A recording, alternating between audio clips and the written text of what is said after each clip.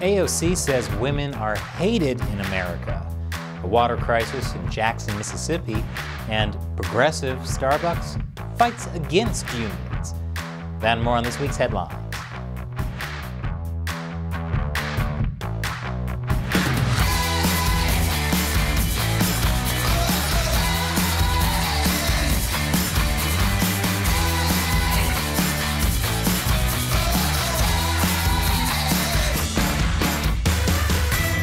Welcome to America Uncovered. I'm Chris Chappell. If you're thinking of canceling your Netflix and Disney Plus subscription, you're not alone. Egypt and 6 other Arab countries are demanding the content on Netflix and Disney Plus respect the norms and social values of the state. They even threatened legal action if they didn't. They're referring to LGBTQ content, although they didn't say that directly. Homosexuality is a crime in Egypt and many other Muslim countries. But censoring content is a slippery slope. If America gives in to those countries' demands over LGBTQ content, what's to stop other nations from making similar demands? Are we going to see a Taliban-approved version of Beauty and the Beast where Belle is stoned to death for wanting to read? No way. America believes in something called freedom of speech, and it won't be swayed into censoring television just to fit other nations' regressive social values. Unless, of course, it's China. Speaking of offensive art, the song Baby Shark. An Oklahoma County prison inmate was suing the county over allegedly being forced to listen to Baby Shark on loop. He has now been found dead in his jail cell. The inmate, John Bosco, alleged it was torture because the song was played non-stop for hours, which is disgusting because legally it should be considered torture as soon as Baby Shark is played more than twice, which proves my theory that toddlers are tiny menaces. The Oklahoma County Detention Center where Bosco was in prison said there were no signs of foul play. However, the prison has faced criticism as Bosco was their 14th inmate to die this year. Some suspect the prison itself may have had a hand in his death. Personally, I think this could be gang-related. Bosco may have just gotten caught up in a war between the Baby Sharks and the Baby Jets. I told you they were menaces.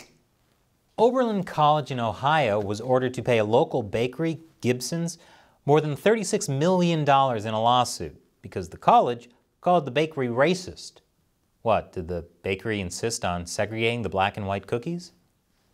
No, this stemmed from an incident back in November of 2016, when a black Oberlin student was caught shoplifting by a store clerk. The student and 2 of his friends ended up in a fight with the clerk, beating him up. The students pleaded guilty to misdemeanor assault charges and admitted in court the clerk's actions weren't racially motivated. But that didn't stop Oberlin's students, staff, and even the dean of students from staging protests, boycotts, and handing out flyers calling the bakery racist. Gibson sued Oberlin College for defamation and won. Oberlin lost all of its appeals, so now it has to pay Gibson's $36 million. Or, to make a long story short, this was the most expensive round ever of who stole the cookie from the cookie jar. Speaking of race, the Boston Marathon. You thought this was going to be about something divisive, didn't you? No, this next story is about something no one ever argues about: non-binary people. The Boston Marathon announced that non-binary runners could now sign up for the 2023 race without having to register as part of the men's or women's division. So when you're watching the race, remember to use proper pronouns and say, hey, look, their nipples are bleeding. Isn't it wonderful that everyone now gets to experience this? The Boston Marathon is trying to be inclusive. Unless, of course, you're from Russia or Belarus, since runners from these countries were banned at this year's race due to the invasion of Ukraine. People were punished just because of something their government did? That'd be like an American foreign exchange student getting kicked off the rugby team because of America's involvement in the movie Norbit. Is likening a terrible Eddie Murphy movie to Putin invading a sovereign nation fair?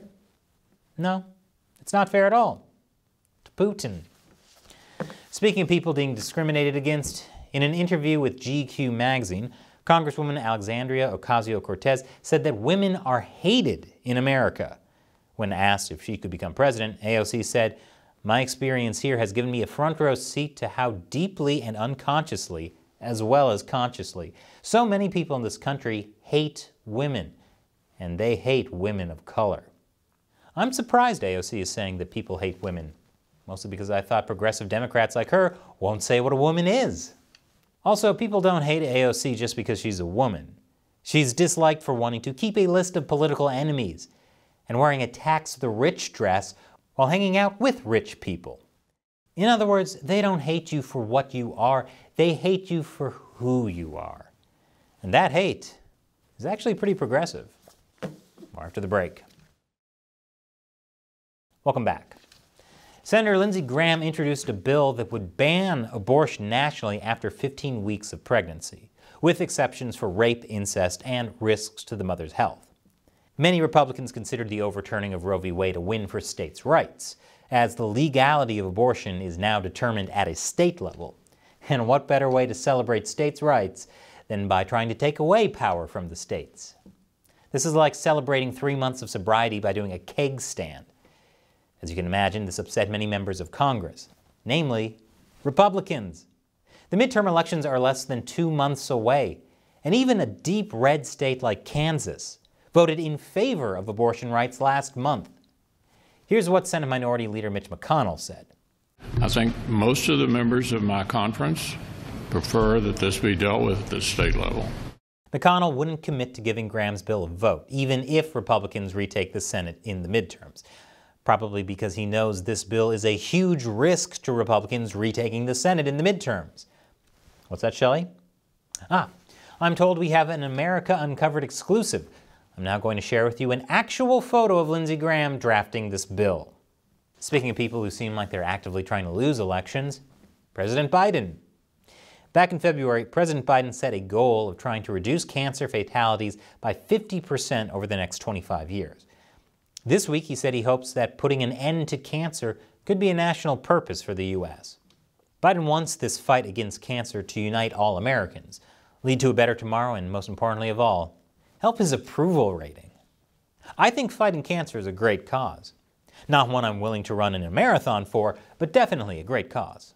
But considering how Biden's been flip-flopping on his attack on MAGA Republicans, I wouldn't be surprised if a week after attacking cancer, he backpedaled and said not all cancers were dangerous. He was only talking about the extreme ones. Besides cancer, Biden is also serious about fighting climate change. Biden has appointed John Podesta as Senior Advisor on Clean Energy Innovation. Biden said his deep roots in climate and clean energy policy and his experience at senior levels of government mean we can truly hit the ground running. Podesta will be coming out of retirement to oversee $370 billion in clean energy investments in this role. Podesta previously worked in the Clinton and Obama administrations. He's also chairman of Hillary Clinton's 2016 presidential campaign. And I heard on 4chan that he likes pizza. So Podesta worked with Obama and the Clintons, which at least proves to Republicans how serious Biden is about the environment, since in their view, he's filling the position by recycling old trash. Speaking of environmental issues, Jackson, Mississippi is in the midst of a water crisis. They're seeing this coming out of their faucets. That's just not fair. They have a soda dispenser in their bathroom? I've always wanted to brush my teeth with Dr. Pepper. Wait, that's not soda. The U.S. Environmental Protection Agency is investigating this issue, which has left more than 150,000 residents with water they're advised to boil before using. So, boiling will fix this? This boil water advisory was sent out more than 6 weeks ago, but the problem has gotten even worse since then, after heavy rains damaged the city's water treatment facility. And actually, this is an issue that's been plaguing Jackson for years. Their drinking water has been deemed unsafe to drink many times in the past. A year and a half ago, Jackson, Mississippi's mayor, Chokwe Antar Lumumba, said it would cost $1 billion to replace the entire water system. It's not like the federal government is just going to give Jackson, Mississippi $1 billion. But you know who is likely to get billions of dollars? The Pentagon. They say they need an additional $42 billion due to inflation. Huh. I didn't know you could do that. In that case, I also need an extra $42 billion due to inflation. Don't get cheap on me now, Congress.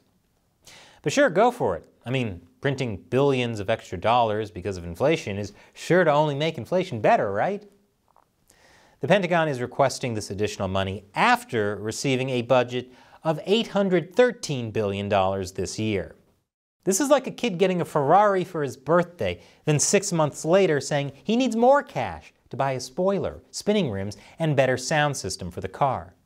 Come on, Dad, we have to compete with Chinese kids' cars. Besides all the money sent to the Pentagon, the White House recently sought to gain an additional $11.7 billion in aid to send to Ukraine.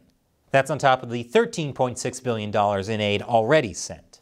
Look, I'm not going to sit here and say how much money we should or shouldn't be sending to Ukraine, or how much we should be spending on defense. But I will say, it does seem a bit unfair when the people of Jackson, Mississippi have to wash their hands in a Golden Corral chocolate fountain. And after the break, Starbucks is a lot less progressive than you thought. Welcome back.